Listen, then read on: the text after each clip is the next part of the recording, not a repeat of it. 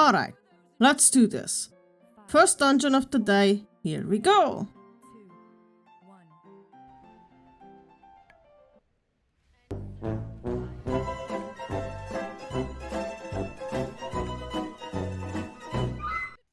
This is fine. We can still time this, I believe. A few moments later.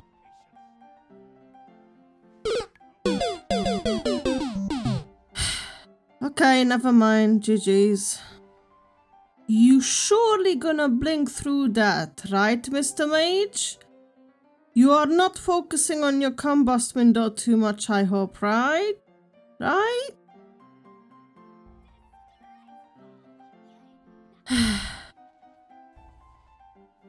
Fuck!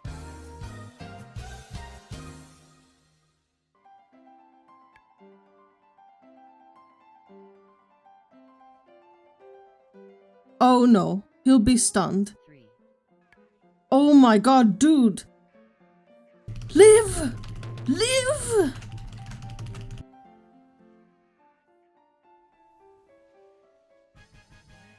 Oh, come on, man! Welcome! My name is Saluun, and I just hit Keystone Legend, which means surpassing 3000 IO score as a Mistweaver Monk, a spec I've not played much before, let alone this far. Apart from the Zero to Hero series, I also enjoy creating transmog related videos, so if any of this sounds good to you, then hit that subscribe button now. We ended last week on timing our first few plus 12, so I want to start with finishing those last remaining ones off the list. But before that, someone pointed out to me something very embarrassing in the comments. Turns out, I've been using the Dragonfly tailoring leg enchant this entire time. Not only on my monk, but all my intellect users. This means my mage, my holy paladin, my current main the warlock. Everyone had the leg enchant from the last expansion on.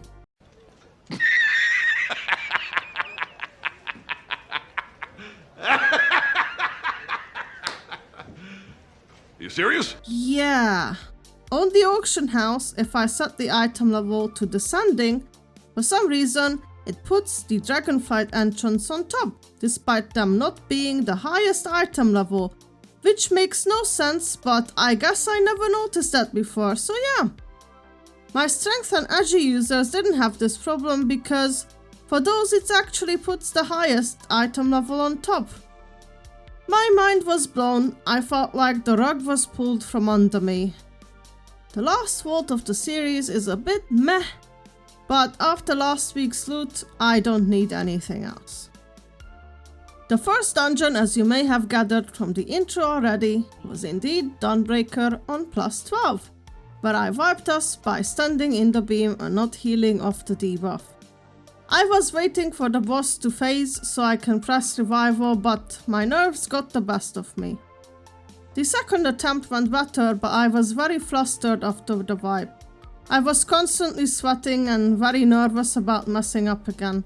The boss went down, but a bit later we got blown up because I assume the warlock let the orb into the wall, but I can't really see it from my POV. As a healer, I died a bit inside when I saw that we are going to pull the Ritualist packs and the Commander with our group comp. I don't care that we have a Demon Hunter tank, this was really tough to get through. There are so many easier packs we could have pulled earlier to make up the percentage in my opinion. Pulling these with our caster team comp was not great. In the end, we barely made it with 14 seconds left, but I was glad that this was the last time I had to heal this place on a high key as a Mistweaver. The next dungeon was Halls of Atonement, and this was the most infuriating run I had this whole series. From purely a healer's perspective, or at least my own, the first part of this dungeon is harder than the rest. There are so many things that can go wrong. Even after the nerfs, the Hawks put out a lot of damage quite often, while people need to kick and crowd control things. So I feel like if the first half of the dungeon goes smoothly, then we are through the hard part. That is exactly how it looked in this Halls 12. We pulled the third boss with 12.5 minutes left, which was really good time-wise. However, we are going to almost full wipe on this boss. For those who might not know, if you get fixated by a ghost, you have to stand behind a canister that are in a circle around the room, so the ghost gets caught in it. Later on in the fight, we ran into a scenario where we had no canisters. To make matters worse, this happened when I was fixated, so I'm running around panicking and I can't really heal much because I'm not hitting the boss. I have never seen the canisters not spawn before. Some people told me it can happen if the fight lasts long, but I don't think that was the case here. I'm convinced the culprit was the hunter feign deathing the ghost fixates, which prolonged how long the ghost was alive and messed up the timers for the canisters to respawn. I have not witnessed this problem later on, and I tried this dungeon quite a few times on a plus 13. We could have still timed it, even with the DK solo saving the third boss, but unfortunately our hopes and dreams end with the hunter dying to a statue. I was so angry about depleting this key I alt F4'd after this dungeon. I felt like I was robbed. I spoke with Kusi if he ever ran into this, as he just finished his 0 to 3k on his rogue, and he said not really. Speaking of the devil, congrats on 10,000 subscribers, man! Kusi was a great inspiration for starting my own series, which helped me massively overcome my anxiety of pugging Mythic Plus. The next day he happened to stream and was looking for people to do his 13 priority, so I thought, screw it, I'll join. Move this man! And before you get your pitchforks and torches ready and call me a cheater, hear me out first. On these high keys I still have a lot of anxiety, especially as a healer, because the increased death penalty on the timer is no joke. I knew that, at least for one key, I'd feel a bit more relaxed rather than play in constant panic mode, afraid of messing up. Also, I didn't know anyone else in this group apart from him, so to me, these guys were still full pugs. Because I felt more comfortable healing this key and the fact that he has only gamers in his chat apparently, we timed this key with 0 deaths, which to me was incredible on a 13. This was a nice start to my day. I bid farewell to the stream and continued finishing off my last 2 12s I still needed. Gambit. I'd say Gambit is one of the easier dungeons this season, but the main reason I left it so late is because of the awkwardness of having to ask Range to do the collapsing star on the last boss, although in Gambit I had no issues asking so far. Thankfully in this key we had a hunter who had no issues whatsoever doing the mechanic for me, so we 2-chested this key pretty easily. Finally, I also managed to time Halls of Atonement too, and had no issues with the canisters this time, and the hunter never feigned them either. So, 12s are done. Now I only need 2, worst case 3 more 13s. Naturally, I gravitated towards the dungeons that I find the least stressful to heal, so Ecodome was next on the menu. We had a couple deaths to individual mistakes, but nothing too bad. The timer looked good until literally in front of the last boss. The Paladin chose violence and pulled both packed speakers together. Oh shit. I died first to an unkicked Arcane bolt, and I thought the shaman is going to flame me when he said, The tank survived, so we were able to save the pool just about, but this made the timer suddenly a lot tighter. We killed the boss and the remaining % of trash before the timer ran out, and then the shaman elaborated a bit more about his bro comment, but unfortunately I left the group just as he was about to crash out. The next following dungeons were all failures. Streets I consider pretty chill healing wise, but in this group we had no combat reses, so we didn't really get far without it. Then in this Floodgate we had quite a few individual deaths to not interrupting or moving out of soul blades or not moving from the boss mechanics, so we all agreed to give up this one. Oh, brother, this guy stinks! Next I tried Halls of Atonement twice and bricked both on the same problem, almost, but not quite. In the first one my stress meter was quite low, which just equals to the fact that the tank was pulling way too safely, which apparently is not something you can afford in this dungeon. We pulled the third boss with only 6.5 minutes left, which was never going to be enough for 2 bosses and that mini boss in between. In the next holes, we faced a similar problem, even though I'd say the pulls were better. It was still too slow apparently, so the DPS got riled up and started complaining. They were not wrong, but I felt like it was too late at that point. Maybe, I'm not sure. We finished this one, but can someone tell me how the mage dies here? He was just standing there, and then he just instantly dies, while the frontal is still being cast. Do the statues kill you if you go near them? I was very puzzled by that.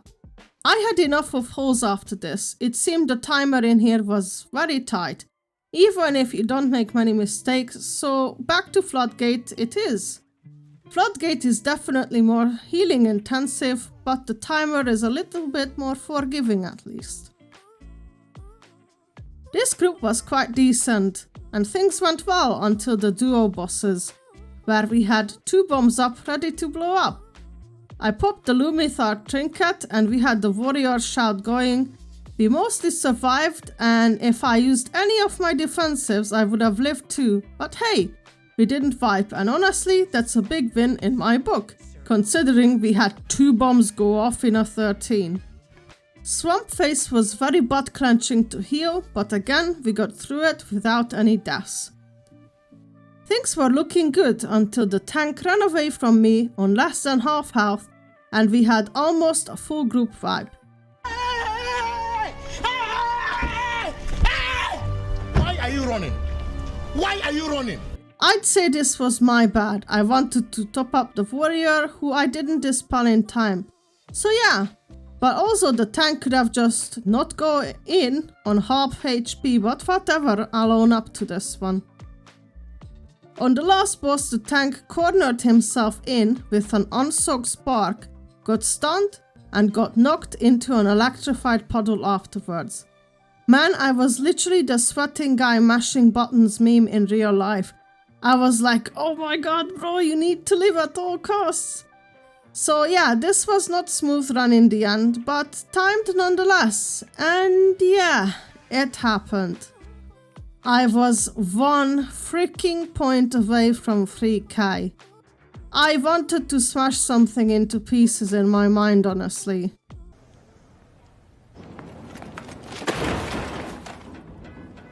Anyway, even though I know it's long, Streets is still the easiest to heal out of all the other options I had left, so here it goes.